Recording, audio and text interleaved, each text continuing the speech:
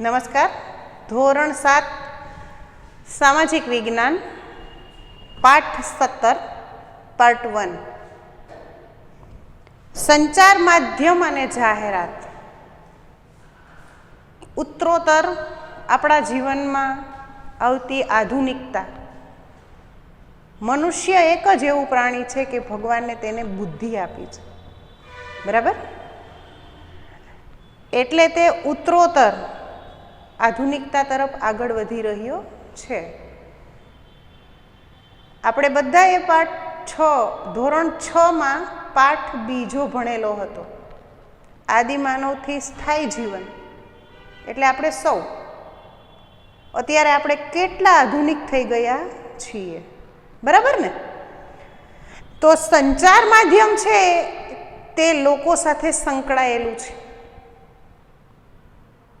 ઉત્તરોત્તર તેમાં પણ પ્રગતિ થતી રહે છે અને લોકોને તેના દ્વારા ઘણું બધું સરળ જીવન બની ગયું હોય તેવું લાગે છે. કે સૌ પ્રથમ આપણે માણસ સગા સંબંધી વચ્ચે, લોકો વચ્ચે સમાચારની આપ-લે કરવા માટે ટપાલ પદ્ધતિની શરૂઆત થઈ હતી. થોડી સ્પીડ જીવનમાં આધુનિકરણ એટલે તારની વ્યવસ્થા થઈ, ટેલિગ્રામ, કે જે ટપાલ કરતાં સત્વરે પહોંચે, થોડી ઉતાવળથી પહોંચે. એ ઉપરાંત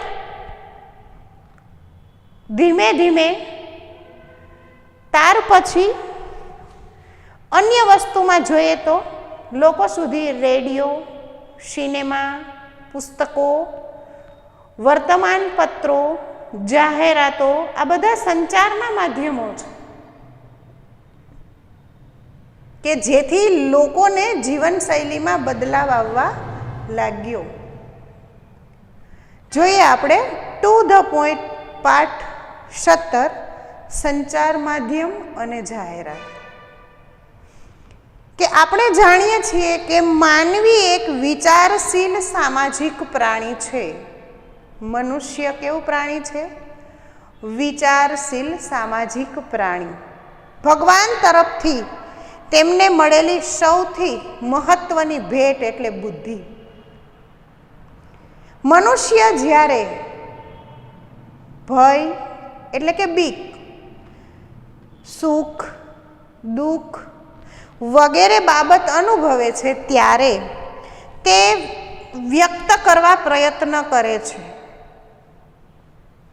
સુખનો પણ વ્યક્ત કરે છે અને બીજાને વ્યક્ત કરીને ખુશ થાય છે, અને દુઃખ વ્યક્ત કરીને વ્યક્તિ હળવી થાય છે. બહુ દુઃખ થાય તો રડાઈ જાય, અને રડવાથી ને વ્યક્તિ હળવી ફૂલ થઈ જાય. કે પોતાનું સુખ બીજાને વહેંચી અને સુખમાં વધારો કરે, અને જ્યારે દુઃખને વહેંચી અને દુઃખને હળવું કરે છે. એક સ્થળેથી બીજા સ્થળે માહિતી અથવા સંદેશો મોકલવા કે પ્રાપ્ત કરવા વિસ્તૃત વ્યવસ્થાને સંચાર માધ્યમ કે સંચાર તંત્ર કહેવાય છે. એક જગ્યાએથી બીજી જગ્યાએ માહિતીને મોકલવા સંચાર માધ્યમને શું કહે છે? તો કે સંચાર તંત્ર કે સંચાર માધ્યમ કહે છે. પહેલાના સમયમાં કઈ રીતના જાહેરાતો થતી હતી? ઢોલ વગાડીને, ધુમાડો કરીને, મોટા અવાજે બૂમો પાડીને, અથવા ચિત્રો કે સંકેતો દ્વારા ઝંડા લહેરાવીને, અથવા અન્ય રીતે જાહેરાતો કરી અને લોકો સુધી સંદેશાઓ પહોંચાડતા હતા. કેટલીક વખત પ્રાણીઓ અને પક્ષીઓને સંદેશા પહોંચાડવા માટે ઉપયોગમાં લેવામાં આવતા હતા. પ્રાણીઓની તો ખાસ કંઈ આપણે વિશેષ વાત નથી જાણતા, પણ પક્ષીનું નામ આવે એટલે આપણે સૌને કબૂતર યાદ આવે, શાંતિનું દૂત, અને જે એક જગ્યાએથી બીજી જગ્યાએ સંદેશો લાવવા લઈ જવામાં લોકો તેમનો ઉપયોગ કરતા હતા. શરૂઆતમાં પરિવહનના સાધનો જ સંચારના સાધનો હતા. પરિવહન એક જગ્યાએથી બીજી જગ્યાએ સાધનો દ્વારા લાવવા લઈ જવાના કાર્યો થતા હતા. તાર, ટપાલ, આ બધું છે સાધનો દ્વારા, પરિવહન, વહન માર્ગ દ્વારા લઈ જવાતા હતા. સમય જતાં પ્રિન્ટિંગ પ્રેસ, અહીંયા આપણે પ્રિન્ટ કરીએ, પ્રેસ કરીએ અને સામેની જગ્યાએ એ પ્રેસ પહોંચી જાય, મોકલીએ. એટલે અત્યારે પણ આપણે કોઈ એવો સમાચાર મેસેજ મોકલવો હોય તો આપણે તરત ટાઈપ કરીએ અને ભારતી મેડમ આપણા સુધી પહોંચાડે છે. યસ યા નો? બરાબર ને? Post office, telephone, mobile phone, fax, ઉપગ્રહો અને ઇન્ટરનેટ સંચાર વ્યવસ્થાને ખૂબ જ ઝડપી અને સરળ બનાવી છે. ઇન્ટરનેટે આ બધી સંચાર માધ્યમોને કેવા બનાવી દીધા છે? સરળ અને ઝડપી. તમે અહીં બેઠા વિદેશમાં વાત કરી શકો છો, એકાબીજાને ફેસ ટુ ફેસ નિહાળી પણ શકો છો. બરાબર? અને આ સંચાર માધ્યમથી શું થયું છે તો કે દુનિયા નાની બની ગઈ હોય ને તેવું લાગે છે, વિજ્ઞાન અને ટેકનોલોજીને લીધે. વિજ્ઞાન અને ટેકનોલોજીના ક્ષેત્રમાં વિકાસ કરવા સંચારે મહત્વનો ફાળો આપ્યો છે. સંચારના માધ્યમોને કારણે સમયની દ્રષ્ટિએ દુનિયા નાની થઈ ગઈ છે.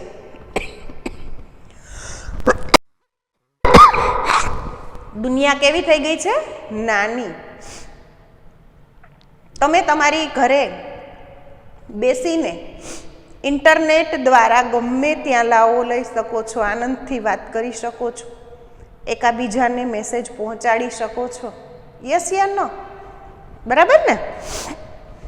આધુનિક સંચાર તંત્રે પૂરા વિશ્વને એક વૈશ્વિક ગ્રામમાં ફેરવી નાખ્યું છે. એક નાનકડા ગામ ફેરવી નાખ્યું છે. વર્તમાનમાં આર્થિક વિકાસ આધુનિક સંચાર તંત્ર પર આધારિત છે. આધુનિક સંચાર તંત્ર પર આધારિત છે. આપણે પૃથ્વીની સપાટી પર કે અવકાશમાં બનતી ઘણી ઘટનાઓ જીવંત જોવા માટે સક્ષમ બન્યા છીએ. સરળ બન્યું છે આ બધું. દેશના આર્થિક, સામાજિક, રાજકીય તથા સાંસ્કૃતિક વિકાસની સાથે સાથે સંચાર તંત્ર રાષ્ટ્રીય એકતા અને અખંડિતતાને જાળવી રાખવા માટે મહત્વપૂર્ણ ભૂમિકા ભજવે છે. સંચાર માધ્યમ દ્વારા રાષ્ટ્રીય એકતા અને અખંડિતતા જળવાઈ રહે તે મહત્વનું છે. આ ઉપરાંત સંચાર માધ્યમ દ્વારા આપને ડે ટુ ડે દરરોજના તાજા સમાચાર મળતા રહે છે. જેમ કે કોઈ કુદરતી આપત્તિ, પૂર, દુષ્કાળ, હોનારત, આવા બધાના પણ આપને સમાચારો મળતા રહે છે. ભારત જેવા વિશાળ દેશમાં પૂર, દુષ્કાળ, ભૂકંપ, ચક્રવાત, સુનામી વગેરે કુદરતી આપત્તિઓ અને માનવસર્જિત આપત્તિ વ્યવસ્થાપન વિકસિત સંચાર તંત્ર વિના શક્ય નથી. જો સંચાર માધ્યમ આગળ ના વધ્યું હોય તો આ શક્ય નથી. આપને બધાને ખબર છે, આપણી સ્કૂલોમાં પણ ઘણીવાર રજા હોય છે, વધારે વરસાદ હોય ત્યારે. હોતી કે નહીં? બરાબર ને? કે અગાઉથી ને વાતાવરણની સંચાર માધ્યમ દ્વારા લોકો સુધી સમાચાર પહોંચી જાય છે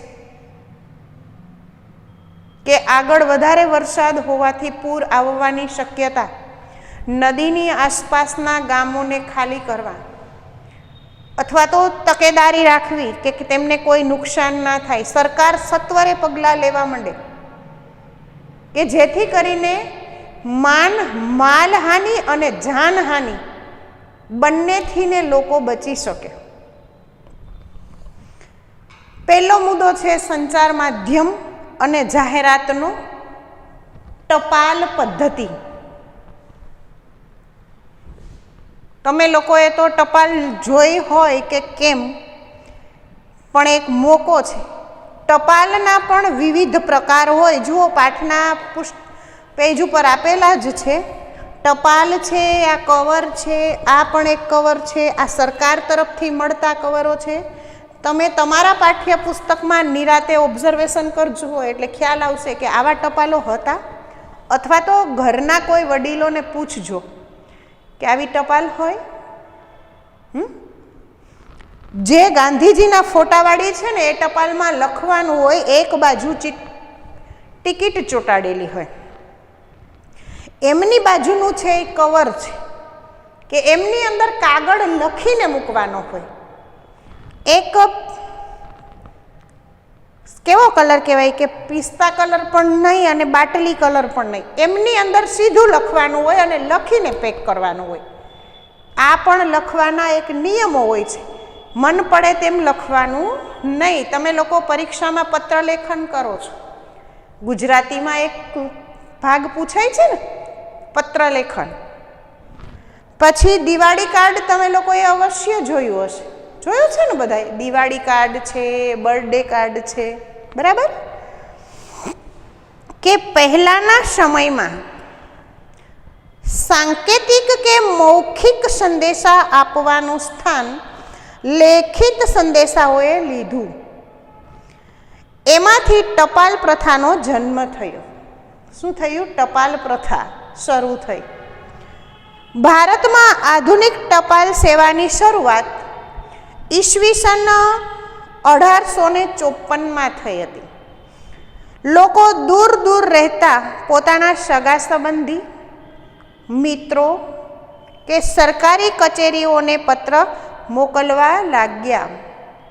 ટપાલ વ્યવહાર શરૂ થયો. આ ટપાલ વ્યવસ્થા, ટપાલ સેવા છે ને એ પોસ્ટ ઓફિસ દ્વારા લાવવાની અને લઈ જવાની કરવાની હોય છે. અને પોસ્ટ ઓફિસ એક સરકારી ખાતું છે. એ ટપાલી છે, તમારા ગામનો પોસ્ટમેન હોય, તમારા ઘરે આવીને ટપાલ દઈ જાય. એ ઉપરાંત જુઓ તમે, થોડા સમયે વેપારીઓ પણ પત્ર દ્વારા વેપાર કરવા લાગ્યા. તેની મદદથી દુનિયાના કોઈ પણ ખૂણામાં પત્ર, ગ્રીટિંગ કાર્ડ વગેરે મોકલવાની સગવડ છે પોસ્ટ ઓફિસ દ્વારા. ગમે એવડું નાનું ગામ હોય ને તો પણ પોસ્ટ ઓફિસ તો હોય જ બાળકો, બરાબર? પોસ્ટ ઓફિસનો ડબ્બો કોણે જોયો કે જે લાલ કલરનો હોય છે? ના જોયો હોય તો પ્રત્યક્ષ જો આજુબાજુમાં હોય તો વડીલોને પૂછી અને નિરીક્ષણ કરજો, નહીતર મોબાઈલમાં સર્ચ કરીને જોઈ લેજો કે પોસ્ટ ઓફિસનો ડબ્બો કેવો હોય, બરાબર? જો પોસ્ટ ઓફિસ ખુલ્લી ના હોય તો તે ડબ્બામાં તમે તમારી ટપાલ નાખી આવો એટલે એ લોકો લઈ લે. આવી વ્યવસ્થા દરેક ગામડે ગામડે હોય છે, બરાબર? આપણા દેશમાં આપણે ખૂબ જ સસ્તા દરે પત્ર, સસ્તા ભાવે પત્ર, આંતરદેશી પત્ર કે પરબીડિયું મોકલી શકીએ છીએ. તમે ટપાલ 25 પૈસાની આવતી મેં પણ જોયેલી છે કે સાવ સસ્તા ભાવની પત્ર, આંતરદેશી પત્ર કે પરબીડિયું મોકલી શકીએ છીએ અને ખૂબ જ થોડા સમયમાં આપણે એનો જવાબ પણ પરત મેળવી શકીએ છીએ. કોઈની આપને ટપાલ આવે તો આપણે પણ તેમનો જવાબ મોકલી શકીએ. કેટલાક અગત્યના પત્રો રજિસ્ટર એડી દ્વારા, બધા તો કોમન એવું ના હોય કે સામાન્ય જ પત્રો હોય, કોઈ ખાસ પત્ર હોય કે જેમાં કોઈ અગત્યના સમાચાર હોય તો રજિસ્ટર એડી દ્વારા, પૈસા કેના દ્વારા તો કે મની ઓર્ડર દ્વારા અને વસ્તુઓ પાર્સલ દ્વારા મોકલી શકીએ છીએ. ટપાલ સિવાય તમે કોઈ અગત્યની વસ્તુ હોય તો રજિસ્ટર એડી દ્વારા, મની ઓર્ડર દ્વારા અથવા તો પાર્સલ દ્વારા પણ તમે મોકલી શકો છો.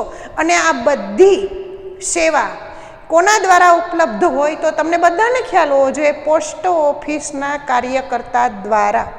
પોસ્ટ ઓફિસની વ્યવસ્થા હોય જ છે દરેક ગામમાં અને મોટા શહેરોમાં. અમુક મર્યાદિત વિસ્તારોમાં નક્કી કરેલ હોય કે અમુક અંતરે પોસ્ટ ઓફિસનું સ્થાન હોય જ છે, ઓફિસ. બરાબર. ત્યાર પછીનો મુદ્દો છે ટેલિગ્રામ, તાર. ટપાલ વ્યવસ્થાથી થોડો સ્પીડવાળો કે જે જલ્દીથી પહોંચી શકે.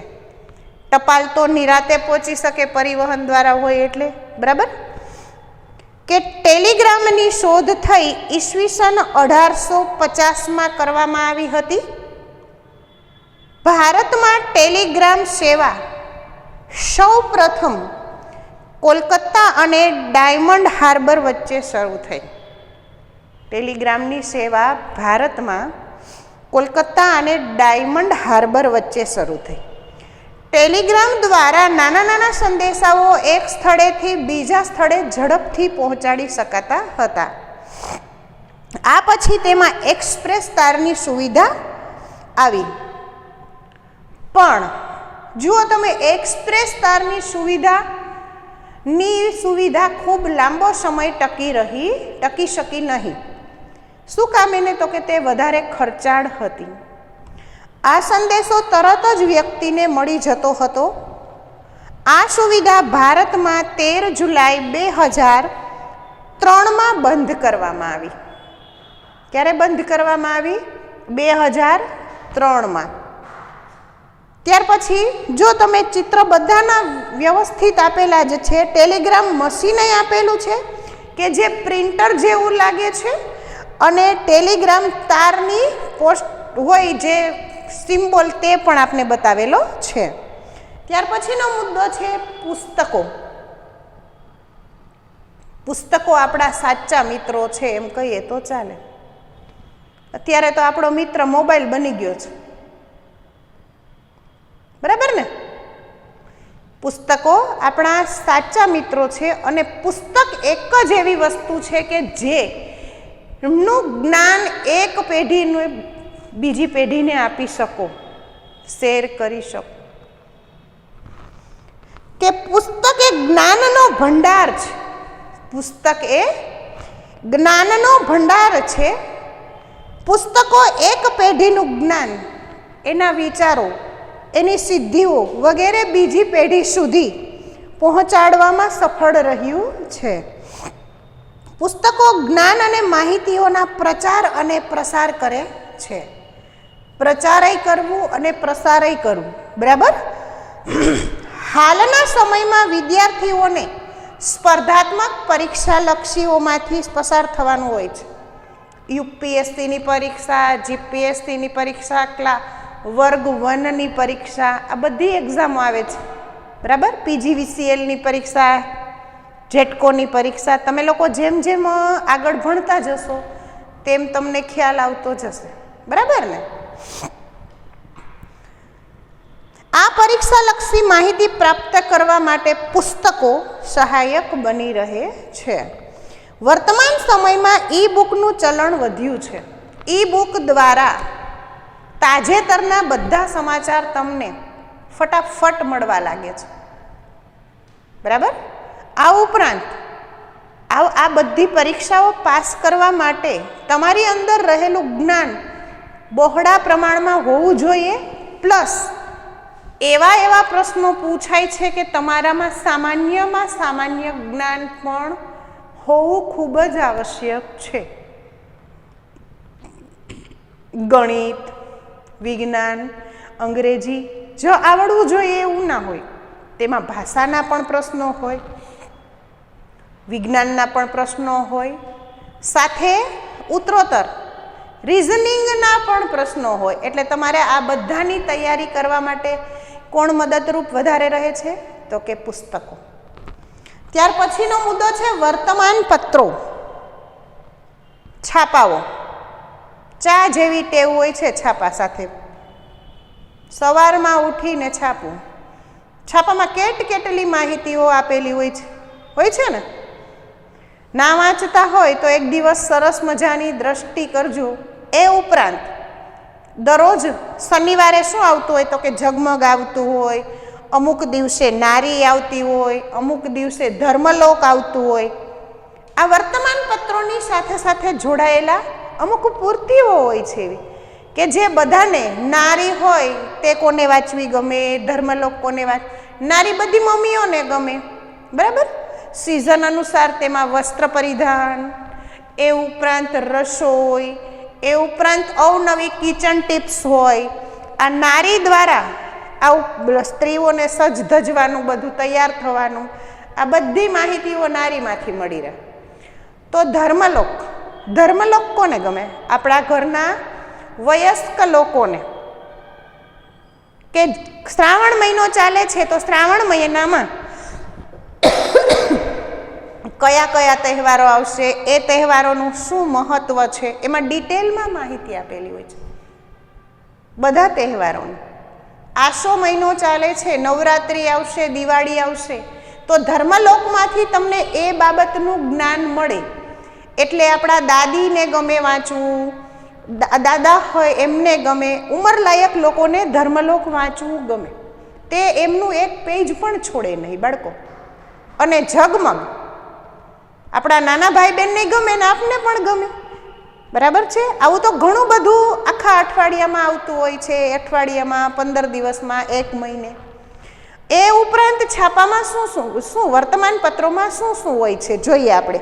કે વર્તમાન પત્રો દુનિયાના કોઈ પણ ખૂણે બનતી ઘટનાઓ, એટલે કે તાજા સમાચાર, જાહેરાતો, કોઈ નવી વસ્તુ બહાર પડી હોય તેમની જાહેરાત, દુઃખદ નોંધ, જે કોઈ દુઃખદ ઘટના હોય તે, એક્સિડન્ટ થવા, નાની ઉંમરમાં મૃત્યુ થવું, ના બનવાના પ્રસંગો બનવા, તેવા સમાચારો.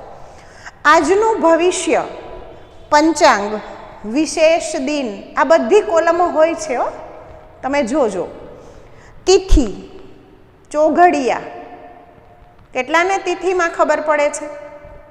પૂનમ, અમાસ, પડવો, બીજ, ત્રીજ, આમ ચોથ, પાંચમ, છઠ, સાતમ, આઠમ, નોમ, દસમ, 11, 12, 13, 14, અંધારિયું અને અંજવાળિયું, આ બધું આવે છે. એ ઉપરાંત ચોઘડિયા આવે છે. તમે તમારી ઘરે હરિલાલ પ્રેસનો જો તારીખિયું હોય, ડટ્ટો કહેવાય એને હોય, તો તે તમે જોજો, તેમની બંને બાજુ ચોઘડિયા હોય છે. સમયાંતરે હવે તો ચોઘડિયાનો સમય પણ લખેલો હોય છે કે અમૃત, શુભ. આ ચોઘડિયું કયા સમયે હોય છે? પહેલાં તો બધા કન્ટિન્યુ ચોઘડિયા જ લખેલા આવતા, કાળ ને શુભ ને ચલ ને અમૃત ને રોગ ને ઉદ્વેગ ને આવા બધા, બરાબર. પરંતુ અત્યારે ખૂબ આધુનિકરણ આવે કે જે સારા મુહૂર્ત હોય ને એ ટાઈમ ટુ ટાઈમ સાઈડમાં લખેલા આપેલા જ હોય છે.